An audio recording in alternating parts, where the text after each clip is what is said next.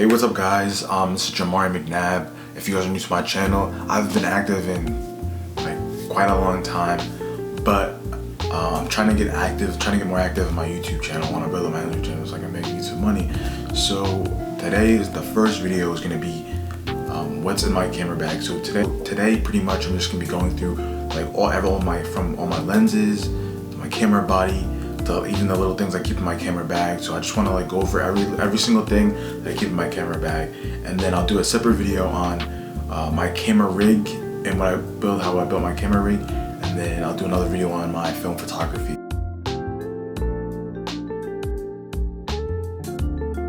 So today we'll just be talking about what is in my camera bag. So the first thing we'll go over is the actual camera bag. So this is the camera bag that I have. It is a Bezen Photo digital camera bag, and I got this from Amazon for about $100, and I love it. It was a lot better than getting the other, camera bags are $200, $300, which is crazy amounts. And I found this on Amazon because I wanted a cheaper alternative, and so this camera bag is perfect. It has plenty of space, compartments, and different things. That I can keep almost everything in there. I can't keep all my lenses in there. I have about 5 lenses, but I can keep quite a bit of equipment in this bag, and I can carry it with me. And if I need to bring everything, I'll put a lens on the body of my camera, and I'll put everything in here. This fits my laptop. This fits lenses. This fits chargers. This fits everything. So that's why I really like this bag.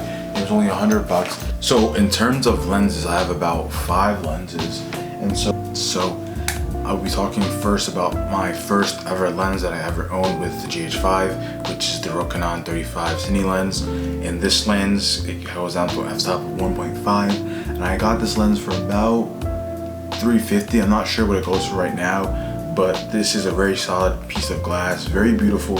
I haven't used it much. I used it partly to shoot my documentary, and I used it a lot when I first had the camera because I didn't have, this is the only lens I had. The only thing I don't like about it is it's just straight 35, so there's no zoom, there's no nothing. Also, it's manual. It's a manual focus lens. If I ever want to shoot in a low light situation and I need something that can go down to the higher f-stops, or go up to the higher f-stops of 1.5, I will use this lens right here. So this lens.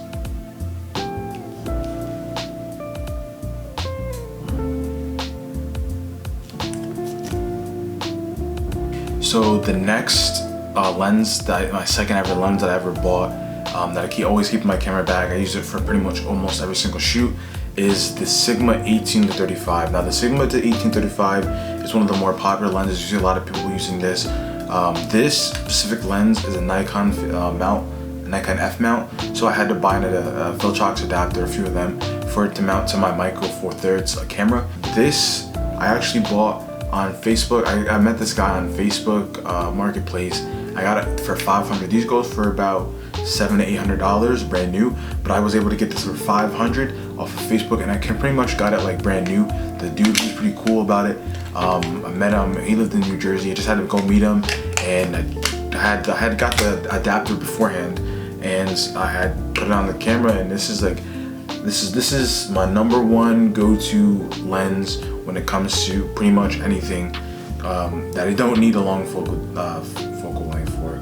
So, and I'll pull it up. So about 70% of the work on my Instagram or any one of my pages was shot with this lens right here, the Sigma 18-35. So now I'm going to show you my second zoom lens. So this is the Zuiko Olympus 40-150. This has an f-stop of 2.8, and I use this for all my sports shoots. Anytime I need some distance, or I use this lens right here. This lens, I use this for 100%, or not 100%, but we'll say 80% of everything I shoot for sports. All the up close stuff is with the Sigma, but this right here, this is a very beautiful piece of glass. I use this pretty much if you go and see any of my sports, anything was shot, this is what I shoot with. Micro Four Thirds doubles everything. So the 18-35 Sigma would be 36 to 70, and then the 40-150 would be 80 to 300. So this lens would be the equivalent to the 70 to 200 for the Sony and Canon lenses. I think I got it for 1100, but I think you can probably get it for close to 1400. And I got it from KEH.com or KEH Camera, and they sell pretty much used and secondhand, refurbished, all types of equipment like that. So I recommend them. They are a great service. I bought many things through them. I've never been disappointed. And so this came pretty much like brand new, and I've been using this ever since. So one of my more newer lenses, or my only anamorphic lens, is the Sirui 35mm. It is f-stop of 1.8. And this is one of my newer lenses. I bought this the beginning of this year in January. I got this for about $500, and they can go from, I think they go for about, it's not on sale for $600, but around the time I was gonna buy this is about $800. So I got a really good steal with this, saved $300 from this, and I absolutely love this piece of glass. This anamorphic adds more of a cinematic feel to pretty much anything, and I really love this, but I don't find myself into situations where I don't get to use this enough. The size, if I want to shoot something, I don't necessarily want to worry about like the size or if it's going to be vertical, and I want to shoot something cinematic, I will definitely 100% use this lens. Another thing I keep in my bag or always bring with me is this right here. This is the MacBook Pro with the M1 chip. I bought this around the time that it first came out for about in between $1,200 and $1,300 I bought it for. It's been a beast ever since. I love it, and I thought about upgrading, but I think for right now it's still going heavy, still going strong, and I use it for almost every single one of my projects. I almost never use a desktop anymore. This is my go-to. This is everything. I can bring this everywhere. It handles almost everything, any project I have, and pretty much yeah. So like I was saying before, my 18 to 35 Sigma is not native to my camera. It has a Nikon mount, Nikon F to be specific. So in order to fit it to the MFT or the Micro Four Thirds, I use what is called a speed booster, or which is in this case, this is a Viltrox adapter. Change this ring right here. So this, I really like this feature. I use this more than the other one I have. I have two actually. This one is for manual focus, and so I use this most of the time. I remove the bottom up here so it fits better when I put it on my rig, or I just don't want to have the bottom for the lens mount. I don't want to have that. So this is my main go-to Viltrox adapter whenever I want to use the Sigma, and I think it works a lot better than the other one. This is a lot cheaper than the other one, and so this is my second one. This was about almost $300, and this was because it has autofocus. So Viltrox didn't have any, all the ones that they had before from Nikon F mount were manual focus, and this was their first one that had autofocus. Now because the autofocus on the GH5 is not the best, and Sigma is not the best, so I don't really use this one because the autofocus is very bad. It's borderline super slow. So it's just really bad altogether. So I really just never use it. I just collect dust for the most part. So yeah. So another thing I keep in my camera bag at all times is this adapter right here. I'm not sure what it is, but this pretty much, I can put my SD cards in here. I can put I can charge it. I can put a micro SD card in here. I can use my hard drives. I put 2 hard drives in here. I got this for pretty cheap as third party. I don't remember how much it was, but it wasn't too much, and I use it all the time. And yeah, so this is just, I had 2 of these, but this one, I feel like with the wire, it has the wire, so it's a lot like better, and then I can insert one, or I can charge at the same time if I need to, or charge my phone or whatever. So I like the one with the wires a lot better than my other one. I don't know what that one is, but yeah, so we have that. First, I have batteries. These are all third-party batteries. These are actually pretty good. They do die a lot faster than the native ones by Lumix or Panasonic or whatever. So, but I did get these for pretty cheap. I think like $20, and it comes with a charger. This charger right here. Now, these are not going to be as good as the native or like original batteries, but they do work. They get the job done, and they're cheaper. So another thing I like to keep in my camera bag, this is a little Comica case. This came with my microphone that I bought with Comica. I will show you that after I show you guys what's in it. So this I pretty much just stored. I don't really keep anything too much. Like I just keep small stuff in here. Usually I'll keep a bag of screws unless I need to adjust anything on my rig or anything, and some extra wires, Keep the extra charging thing in here. Keep a little small microphone. And I do keep some lens wipes, of course, as well. Keep lens wipes. And there was a micro SD in here. Hold on, let me pull it out. With the adapter. So there's micro SD with an adapter. So in case I ever need that. That's pretty much what I keep in here. It has a manual, and it fits right into my camera bag. Keeps everything snug, keeps everything tight, and that was that. So this is my Comic-Con microphone. The audio might sound a lot different. I hope it does, because I think I bought this microphone for 120 bucks. And I think it was well worth 120 bucks. I see this because this one is cheaper, but this is probably one of the most heavy duty camera microphones I have ever had.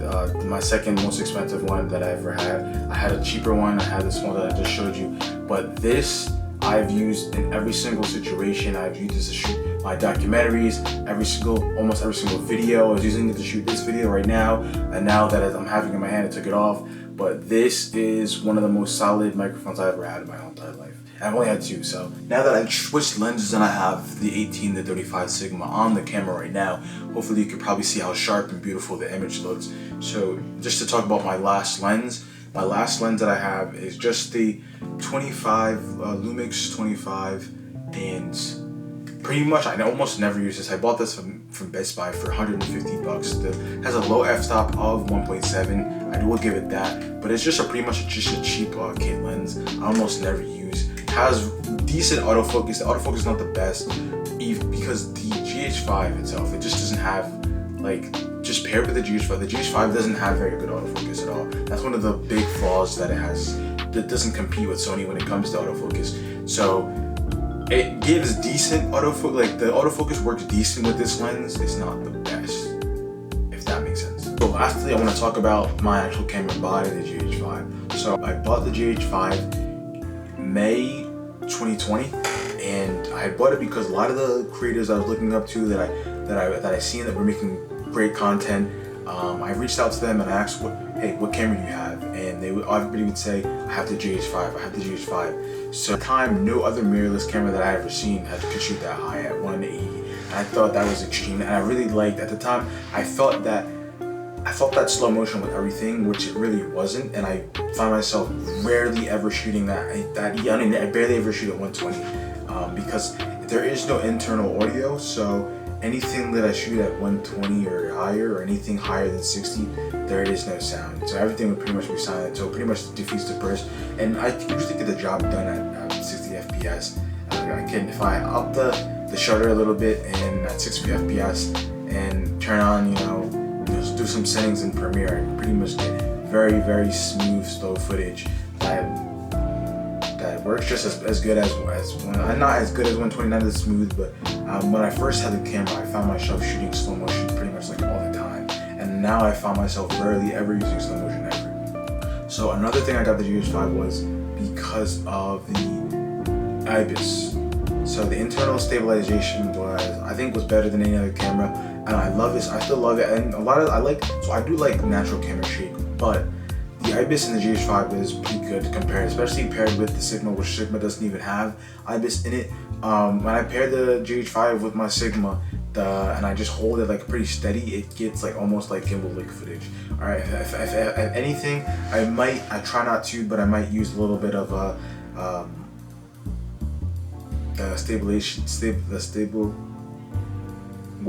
I might use every now I try not to, but I might use warp stabilizer, and very, very rarely they use that. So those were two of the main reasons. Was FPS, and IBIS was one of the reasons I got the GH5. Now, don't get me wrong, the GH5 is a very solid camera. It has a lot of features that I haven't even tapped into yet, and I've had the camera for about 3 years, but I've learned a majority of the features. It does shoot very high quality, and it could shoot 4K at up to 60 FPS. And that also has no internal audio. And I've only shot 4K at 60 one time. That was the first day I got the camera, I shot it, and I never shot 4K 60 ever again. The files are just way too big, and everything's because it's shot at 60. Everything's in slow motion. I don't know why. That's just how it was. So that's pretty much what's in my camera bag.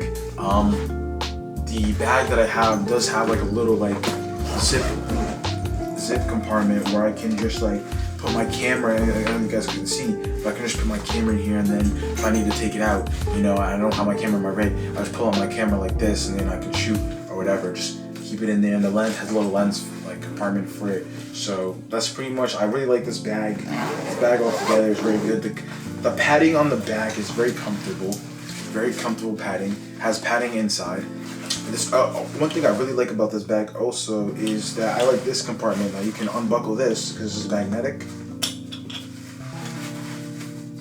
and you can unzip this, and this can be another storage compartment as well. So that's what I really like about this bag. Also has a bunch of different. This comes together and it's just a very, very sleek, smooth. I think they came with a waterproof thing too. Very sleek, smooth. This is pretty much what I keep in my camera bag.